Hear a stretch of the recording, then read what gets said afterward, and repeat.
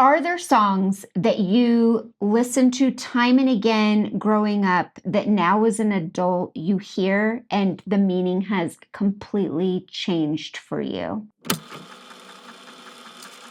Welcome to Play Record. Whether you're here for the music, the memories, or the emotional damage caused by one awesome mixtape, I'm Tyler. I'm Jess. Are there songs that you listen to time and again growing up that now as an adult you hear and the meaning has completely changed for you? That's what we're talking about today. Yep. There are a number of songs that we've talked about where it just kind of it sort of stops you in your tracks when you hear it, even if it's something you've heard numerous times. And it's not because you figure out what the song's about. It's not like, oh, I didn't know the song was about X, so now it changes it. It's just that you've changed and now you have come to, interpret it and like build it into your worldview slightly differently. Like those are the kinds of songs that like we're talking about now. And I think are kind of the interesting ones to catalog in your mind. Yeah, so we always share a Spotify playlist in each episode that just kind of encompasses the theme of what we're talking about.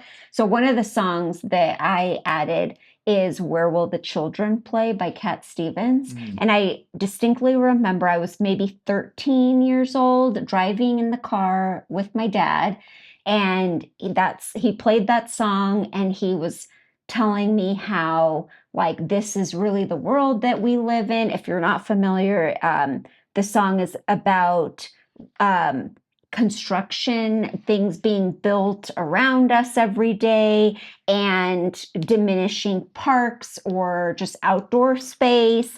So the title, Where Will the Children Play? I mean, it's, I guess, pretty self-explanatory, but he was passionate telling me about it. And at the time I was kind of like, okay, nah, like it just sounded a bit hippy dippy to me. I appreciate it in a much different way than I did then. Yeah. And I think about like, we lived in Dallas for 9 years, and the neighborhood that we lived in changed just very dramatically in a span of maybe 20 years.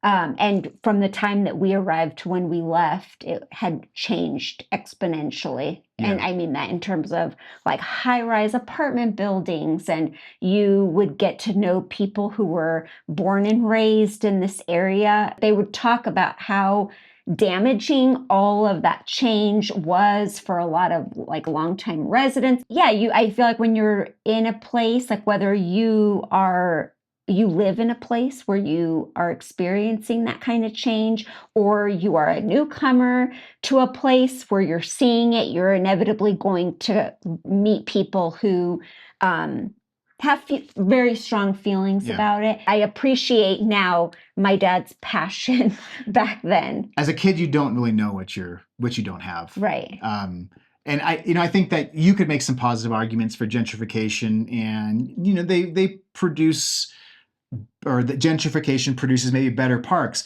but it also produces more traffic. So if you're a kid who's walking to that park, like getting from point A to point B, if you have to cross a major road, is a heck of a lot scarier than it was before all of it happened. Yeah, it is kind of a sad thing. It's kind of cliche, but it's pretty darn accurate. But tell me, where do the children play?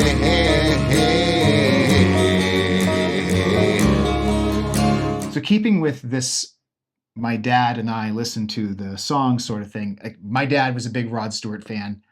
We listened to a lot of his stuff, but Maggie May, popular Rod Stewart song, I remember very distinctly as a kid, and kind of just remember it for the sensibility of the song being about a young guy who's kind of setting out on his own, and it's kind of got this upbeat track. There's like some good drums in it, and it was popular, so we listened to it a lot, and I really like the song, still like the song. But over time, what's occurred to me as I listen to that song more and more, and I think about this character in the song, is that he's kind of immature and kind of a jerk. So the song is about a younger guy who's hooked up with an older woman, and he's kind of blaming her for taking away some time that ought to have been used for something else, or like stealing his heart. She might have been his first heartbreak. And because she's an older woman, he kind of blames it on her. But then he also says stuff in the song that just kind of comes across as mean, like the morning sun, when it's in your face, really shows your age. And immediately says, but that's fine because to me you're everything. But like that first part, like you can't just run over that. It's a pretty cutting thing, and it sounds kind of immature as I reflect on that song. And like thinking about the whole concept of it, I like this character less and less. Like he's blaming this woman for getting in his way, but then he tells you like, I should be doing other things. And like, what should he be doing? He says, I could have gone back to school, or maybe I'll go back to school.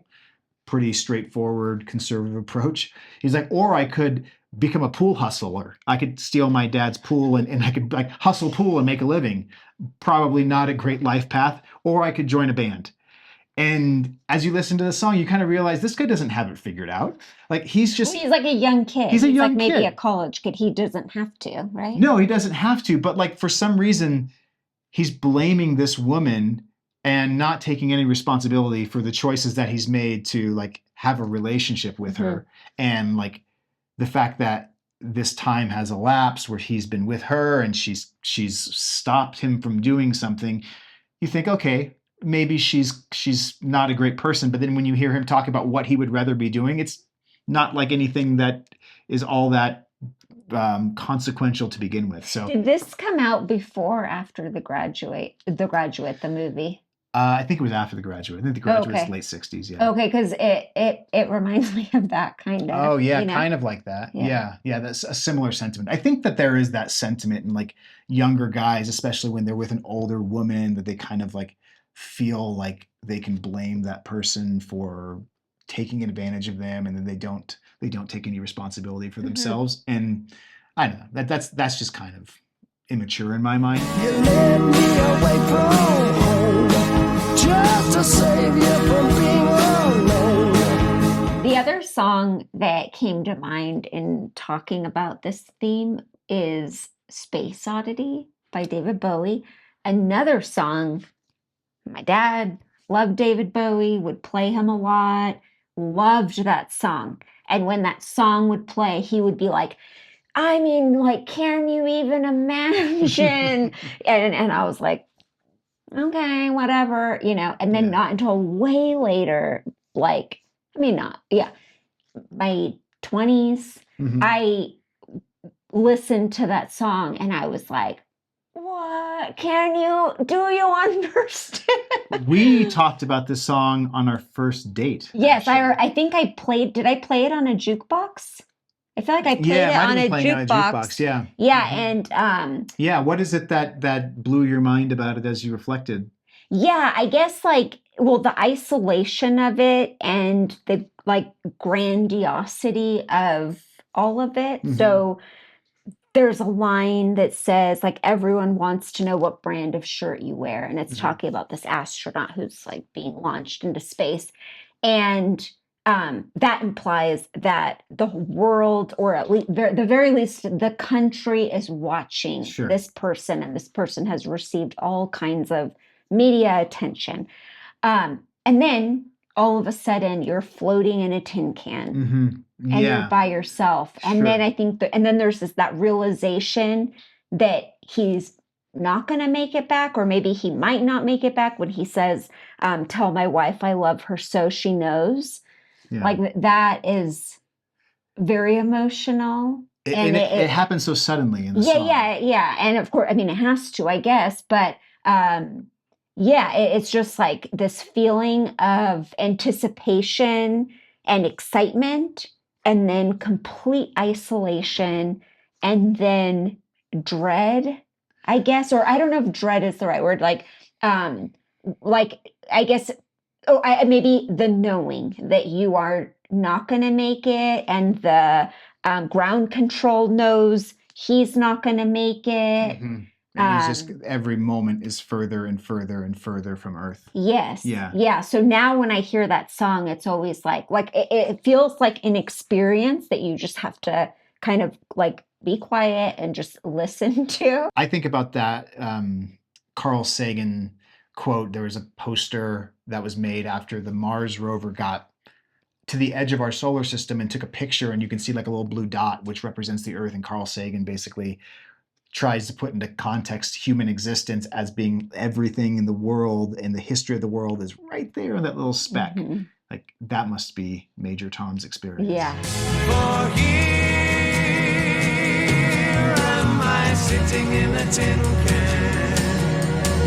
Okay, Thrash Unreal by Against Me is a song that got really popular in 2007. It might have been the most popular Against Me track to date at that point. Against Me, pretty substantial punk band in its own right. I'd been a big fan of them for a long time, back to like As the Eternal Cowboy might have been the first Against Me album that I listened to.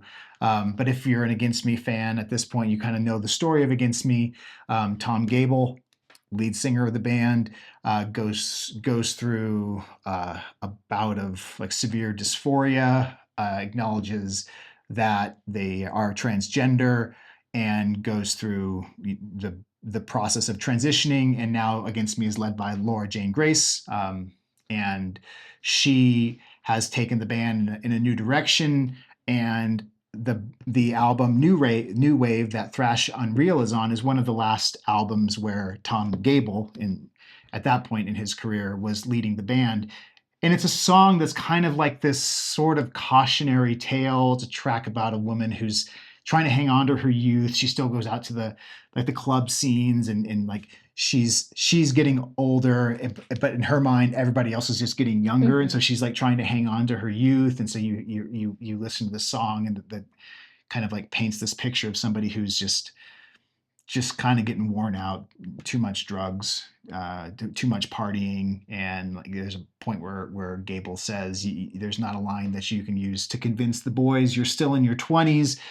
So this picture that's painted is of a woman who's really struggling to find a place for herself, and is really not seeing a place for herself in the one place that she's always belonged. And I kind of listened to that song, and it was kind of an upbeat, like pop punk anthem. I when it came never out. paid attention to the lyrics. And nobody knew at that point. In 2007, when that song came out, like, unless you were deep in the Against Me message boards or knew somebody, you probably didn't understand what was going on in Laura Jane Grace's mind. But post-transition, and I'm a huge Against Me fan. I've read Tranny. I keep up with Laura Jane Grace's doings. I think there was some component of her alive in that song. And when I imagine this woman who is trying to find herself in this scene and not seeing herself and not feeling like she can convince anybody that she still belongs there, I think that's got to be some amount of Laura Jane as that narrator, even though, at the time it was maybe not intended to be a coming out sort of song. But I think about it now, and it's kind of a heartbreaking track to hear. I recently learned that when they released that track, if you've heard it and if you've seen the music video, the band is playing in some basement, and the scenario of the song is going on the floor above, like a party scene. But Laura Jane Grace had told the producers that she wanted to, at the time, and this was before she had transitioned, so Tom Gable wanted to at the time play this woman in the music video, and the producers shut it down, and so they ended up with this other version of the video, which Laura Jane Grace has said she doesn't really care for at all. Hmm. So there clearly was something there, but Yeah. it's a track that I go back to now and think about everything that she's gone through, and know that there must have been a lot of like heartache coming through when some of these parts of the track were exposed about like moms don't expect their daughters to grow up to be junkies, don't expect their daughters to grow up to sleep alone. Like that's got to come from the heart. Sometimes the party takes the places that you didn't really plan on going. Disco 2000 by Pulp. This song, So good. it's such like a fun song when you listen to it, and it was just like very recent that I really paid attention to the lyrics, and it like I almost feel like I'm like getting tears in my eyes just thinking about Was it. it after we karaoke'd the song? No, it was Oh. before.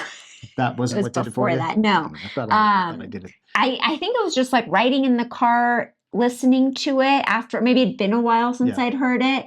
And so basically he's singing this song to this woman, Deborah, who he's known since he was a baby, Birth, basically yeah, since birth yeah. practically.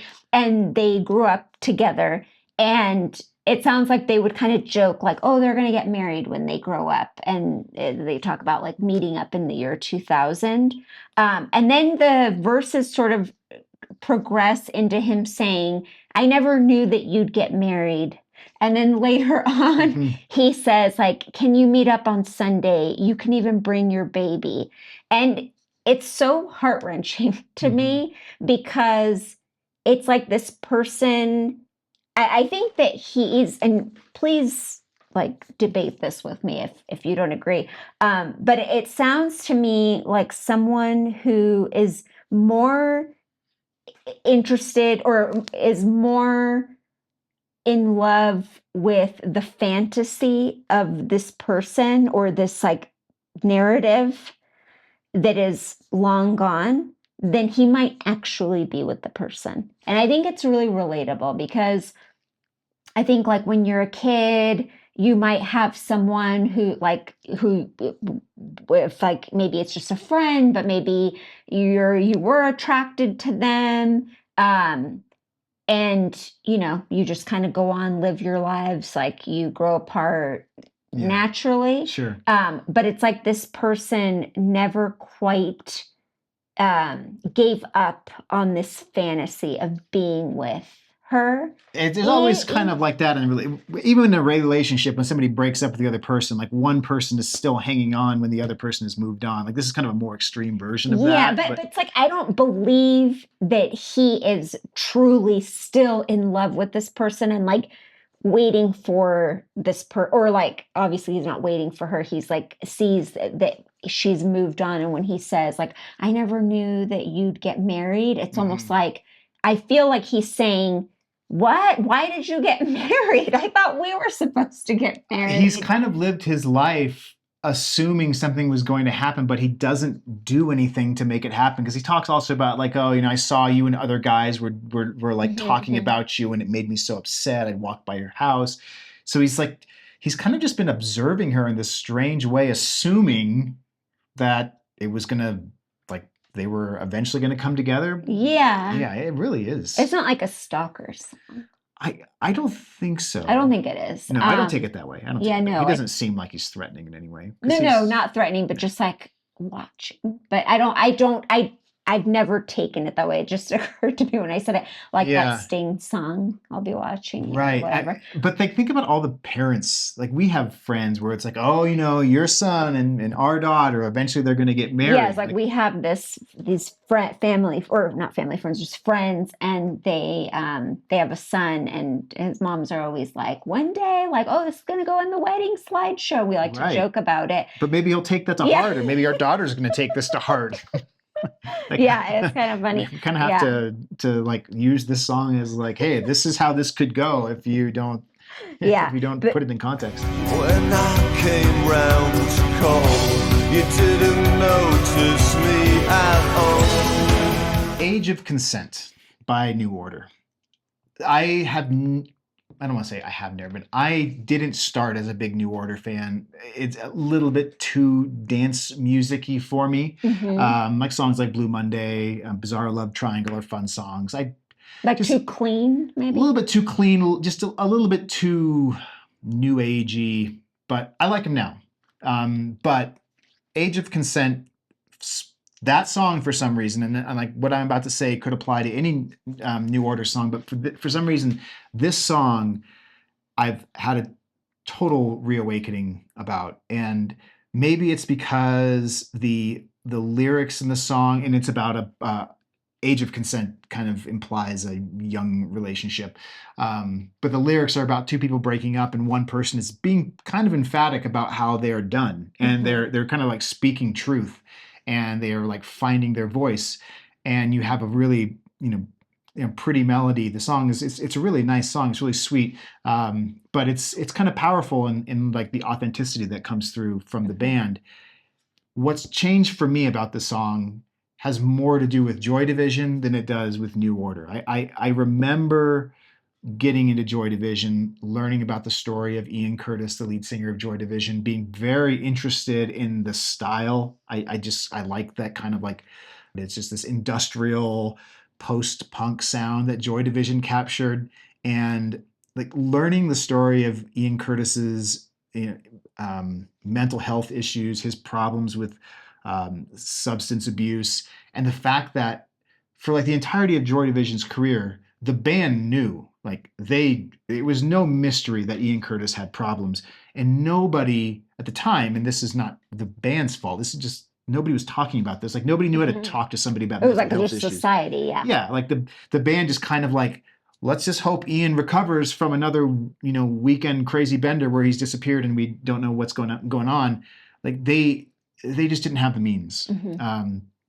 So after Ian Curtis's suicide, like the tragedy of all of it and losing him was one thing, but the band having to see the whole thing transpire and the way that it did was just, it's really heart-wrenching. So what's really changed to me, and I believe this, and this is one of those things where there's no basis in fact here, but I like to think that we couldn't have had Age of Consent.